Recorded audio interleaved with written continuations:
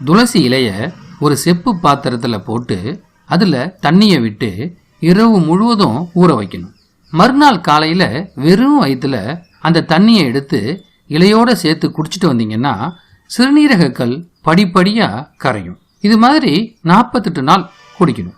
இதை மாதிரி செய்யும்போது ரத்தத்தில் இருக்கிற தேவையற்ற வேதிப்பொருட்கள், விஷ நீர் இதெல்லாம் சிறுநீர் வழியாக வெளியேறி ரத்தத்தை சுத்தமாக்கிடும்.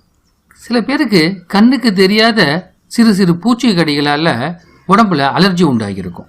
இந்த பூச்சிகளின் விஷத்தன்மையை நீக்கிறதுக்கு துளசி இலையை சாறு எடுத்து அதோட சம அளவு தும்ப சாரை கலந்து 1 வாரம் குடிச்சிட்டு வந்தாலே விஷம் சீக்கிரமாக இறங்கிடும். வயிற்றுல புண்ணு இருந்தால் வாயிலையும் புண் உண்டாகும். இதனால் வாய் நாற்றம் வீசும். வாய்ப்புண் ஆறுறதுக்கு துளசி இலையை பறித்து அதை அலசிட்டு வாயில் வச்சு மென்று மெல்ல மெல்ல